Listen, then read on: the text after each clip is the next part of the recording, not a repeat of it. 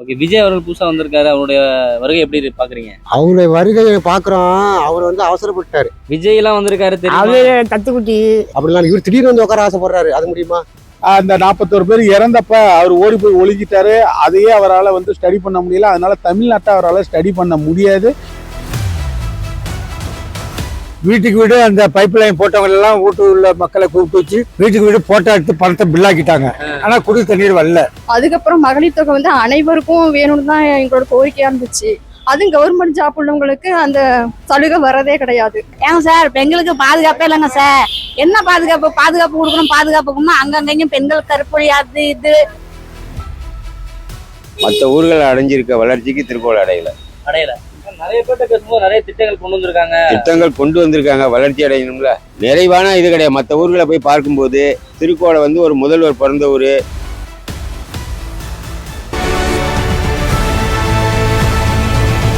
விகடன் வழங்கும் The Imperfect Show on Road Election Express powered by the Chennai Silks. Associate sponsor Poomer Shirts and Dhotis.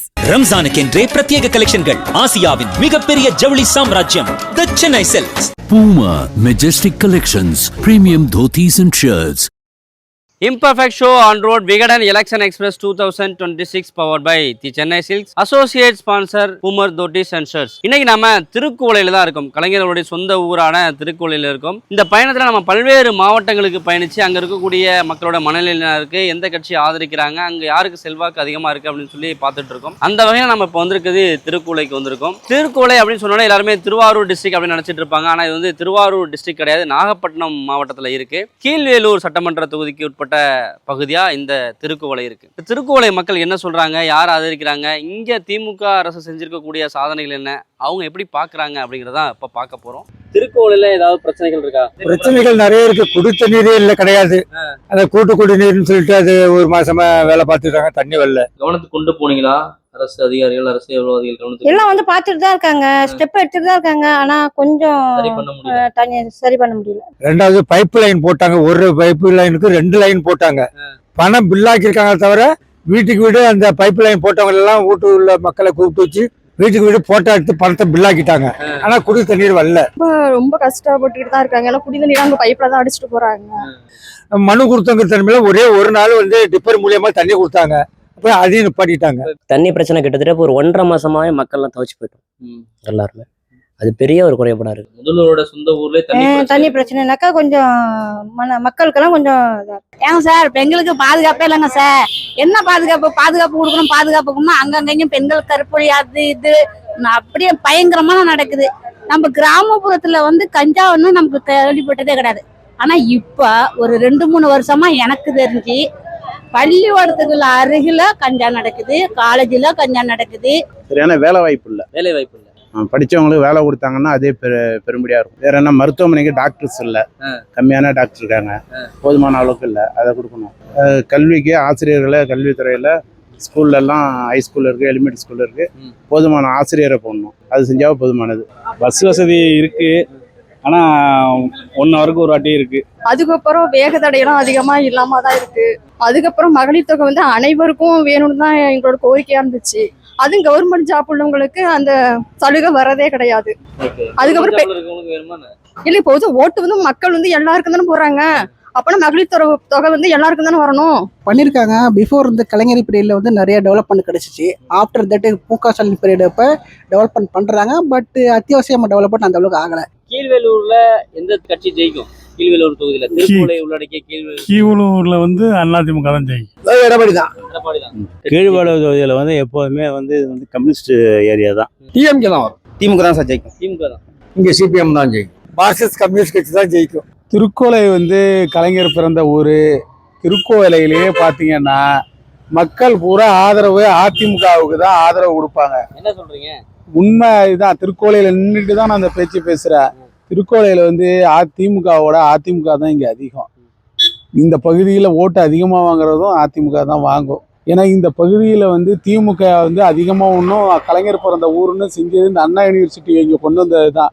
மற்றபடி திருக்கோயிலையில் வேற எதுவுமே திமுக செஞ்சது கிடையாது. போலீஸ் ஸ்டேஷன் கொண்டு வந்திருக்காங்க, தாலுகா ஆஃபீஸ் கொண்டு வந்திருக்காங்க, ஸ்கூல் கொண்டு வந்திருக்காங்க சொல்றாங்க. எல்லாமே இந்த கலைஞர் அவரோட சொந்த தொகுதி, சொந்த ஊர், பிறந்த ஊருன்றதுனால தாலுகா ஆஃபீஸ் வந்திருக்கு. போலீஸ் ஸ்டேஷன்ன்றது ஏரியா லிமிட்டுக்கு ஒரு போலீஸ் ஸ்டேஷன் உண்டு. அது கலைஞர் கொண்டு வந்ததா சொல்ல முடியாது. அண்ணா யூனிவர்சிட்டி தாலுகாவை பிரிச்சது, தாலுகா ஆஃபீஸை கொண்டு வந்து. இதே வேணா கலைஞரோட சாதனையை சொல்லலாம் இல்லையா. மற்றபடி ஒன்றும் பெரிய திமுக இங்கே ஒன்றும் பெரிய எந்த சாதனையும் செய்யல. மற்ற ஊர்கள் அடைஞ்சிருக்க வளர்ச்சிக்கு திருக்கோவில் அடையல. மற்ற வெளியூர்கள் எல்லாம் போய் கம்பேர் பண்ணி பார்க்கும்போது நிறைய பேர்ட்ட பேசும்போது நிறைய திட்டங்கள் கொண்டு வந்திருக்காங்க. வளர்ச்சி அடையணும்ல. குறைபாடுகள்லாம் நம்ம ஒன்றும் சொல்ல முடியாது. நிறைவான இது கிடையாது. மற்ற ஊர்களை போய் பார்க்கும்போது திருக்கோளை ஒரு முதல்வர் பிறந்த ஊர். எடப்பாடி ஊர்ல பிறந்தாருன்னா அந்த ஊரை மேன்மைப்படுத்தி வச்சிருக்கிறாரு. காமராஜ் விருதுப்பட்டியில பிறந்தாருன்னா விருதுப்பட்டியை விருதுநகர் ஆக்கி வச்சிருக்கிறாரு. பெரியார் காஞ்சிபுரத்துல, அண்ணாதுரை காஞ்சிபுரத்துல பிறந்தாருன்னா காஞ்சிபுரத்தை டெவலப் பண்ணி வச்சிருக்காரு. இங்க என்ன அவ்வளவு பெரிய ஒரு வளர்ச்சிங்கிறது கிடையாது. விவசாயிகளுக்கு இந்த ஒழுங்குமுறை விற்பனை கூடம் நெல்லுக்கு அது நேரடி நெல் கொள்முதல் நிலையத்தில் நெல்லை கொண்டு போய் அடுக்கி வைக்கிறதுக்கான ஒரு வசதி வாய்ப்பு இல்லை. நெல்லை கொண்டு வந்து வச்சு நெல்லை என்னைக்கு சேல்ஸ் பண்றாங்களோ, அரசாங்கம் என்னைக்கு பர்ச்சேஸ் பண்ணுதோ அது வரலையும் விவசாயிகளோட ஓன் ரிஸ்க். மக்களுக்கு இந்த அளவுக்கு இங்கேருந்து போய் ஒருத்தர் 10வது வரையும் படிச்ச ஒரு செய்யறாருனாக்கா அது பெரிய பாராட்டக்கூடிய விஷயம் தானே. எதிர்கட்சியா இருக்கலாம், அதனால அவர் மேல அவதூறா சொல்லக்கூடாதுல்ல.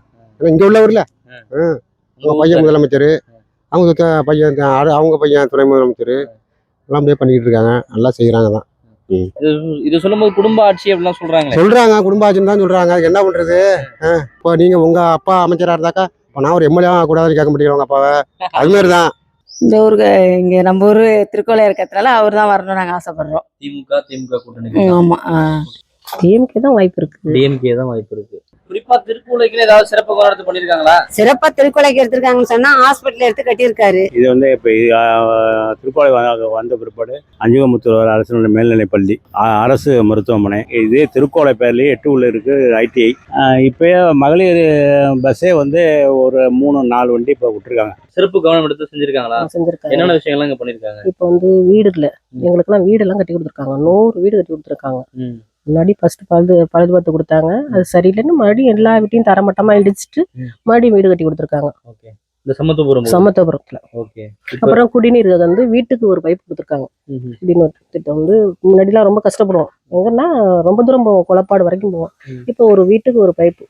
ஆனா அந்த பகுதியில கேட்கும்போது குடிநீர் பிரச்சனை பெரிய பிரச்சனை. எங்களுக்கு ஒன்றும் பிரச்சனை இல்லைங்க. இங்க தண்ணி பிரச்சனையே கிடையாது எங்களுக்கு. ஒவ்வொரு குறைகளையும் பார்த்து மக்களுக்கு செஞ்சுக்கிட்டு தான் வர்றாங்க. திடீர்னு பாருங்க, அதிர்ஷ்டவசமா மக்கள் மகளிருக்கெல்லாம் கஷ்டப்படுறாங்கன்னு சொல்லி டக்குன்னு சூழ்நிலை புரிஞ்சுக்கிட்டு அடிச்சாங்க பாரு 5000 ரூபாய். அப்ப மக்கள் எல்லாம் அதுலயே தான் ஆயிட்டாங்க. புதுசா விஜய் வந்திருக்காரு, அது போட்டிகள் அதிகமா இருக்கு. அப்ப எங்க பக்கத்துல விஜய் அவ்வளவு எடுப்பல்ல. அவங்களோட தாக்கம் ஒவ்வொரு இடத்துல கொஞ்சம் கொஞ்சம் இருக்கு, ரொம்ப ஒன்றும் பெருசா ஒன்றும் கிடையாது. பெருசா இருக்கு. ஓகே, விஜய் அவர்கள் புதுசா வந்திருக்காரு, அவருடைய வருகை எப்படி பாக்குறீங்க? அவருடைய வருகையை பாக்குறோம். அவர் அவசரப்பட்டாரு. என்னன்னா அவர் எந்த ஜெயிலுக்கும் போகல, எங்கேயும் அடி வாங்கல, உதவாங்கல, யாருன்னா தியாகி மாதிரிலாம் அவர் நடக்கல. எல்லாம் கட்சியில இப்போ கலைஞர் வந்திருக்காருன்னா இங்கேருந்து திருவாரூர் நடந்து போய் படிச்சு கட்சி ஆரம்பிச்சு இருக்கோம்ல, அத்தனை பேர் இருந்தாங்க. ஏன் அவருக்கு மட்டும் மூளை வேலை இருந்துச்சு? இங்கேருந்து போகணும்னு அவசியம் என்ன இருக்கு? அப்படியெல்லாம் செஞ்சு அவர் முதலமைச்சராக இருந்தார். இப்போ ஜெயலலிதா இருக்கிறாங்கன்னாக்கா அவங்க எம்ஜிஆர் வழியில் அவங்க வந்தவங்க. அப்படிலாம் இவர் திடீர்னு உட்கார ஆசைப்படுறாரு. அது முடியுமா? ஒரு சீட்டு கூட வர முடியாது. விஜயோட தாக்கம் இந்த தேர்தலில் எதுவுமே இருக்காது. விஜய்க்கான முதல் தலைமுறை வாக்காளர்கள்ல ஒரு சில பேரோட ஓட்டு பிரியும். மற்றபடி அதிகமா ஓட்டு இல்லாதவங்க தான் அதுல இருக்காங்க. விஜய் அரசியலுக்கு வர்றதுக்கு முன்னாடியே அவரோட நடவடிக்கைகள் எப்படிங்கிறத மக்கள் தெரிஞ்சுக்கிட்டாங்க. அவருடைய தாக்கம் அவர் இனிமேலுக்கு அரசியலுக்குள்ள இப்ப 3 ஆண்டு தான் வந்தது அவர் அரசியல்ல.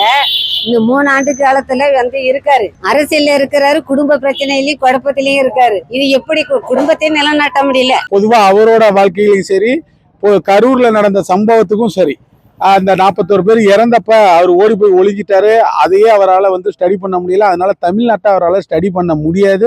நிச்சயம் அவர் கட்சி இங்க ஏதோ ஒரு குறிப்பிட்ட வாக்குகளை வேணா பிடிக்கலாமோ, நிச்சயம் அவரே ஜெயிக்க முடியாது. அவர் கட்சி பெரிய அளவுல வரவும் வராது. இவர் எப்படி அரசியல்ல மக்களை பாதுகாக்க முடியுங்கிறது ஒரு பக்கம் இருக்கு. இருந்தாலும் அவர் அரசியல்ல மக்களுக்கு என்ன செய்யறாரோ அதுக்கு பிறகுதான் அவரை பொறுத்து நாங்க உறுதியா சொல்ல முடியும். விஜயெல்லாம் நாங்க ஒரு பொருட்டே படுத்தல. விஜயை பத்தி நாங்க எதுவுமே கண்டுக்கல. அதெல்லாம் இளஞ்செட்டு, ஓட்டு இல்லாத செட்டு, சின்ன பிள்ளைங்க இருக்கிறாங்க, அவ்வளவுதான். விஜய் எல்லாம் வந்திருக்காரு அவரு தெரியுமா? தத்துக்குட்டி விஜய் எல்லாம் நாங்க வந்து அவங்க வருவாங்கங்கிற எண்ணம்லாம் எனக்கு இல்லை. எனக்கு வந்து இங்க முதல்வர் தான் வரணும். தத்துக்குட்டி சும்மா அது விஜய் பில் அடிக்குது, அவர் அடிக்கிறாரு, எது அடிக்குது, அதான். ஓட்டு உள்ளவங்க யாரும் 40 வயசுக்கு 35 வயசுக்கு மேல உள்ளவங்க விஜய் கிட்ட யாரும் கிடையாது. அனுபவம் உள்ளாது யாரும் கிடையாது. எல்லாம் சின்ன பிள்ளைங்களா இருக்காங்க. ஊங்குறாங்க, அவ்வளவுதான்.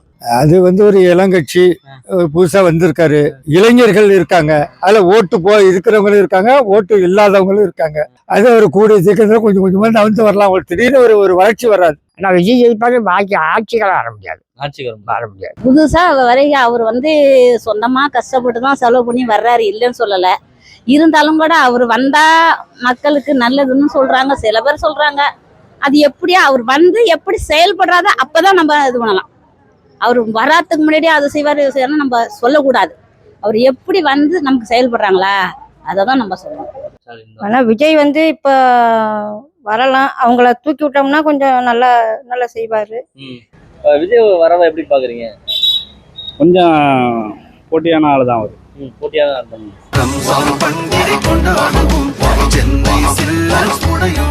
ரம்ஜானுக்கென்றே பிரத்யேக கலெக்ஷன்கள். ஆசியாவின் மிகப்பெரிய ஜவுளி சாம்ராஜ்யம் தி சென்னை சில்க்ஸ். சர்ப்ரைஸ்!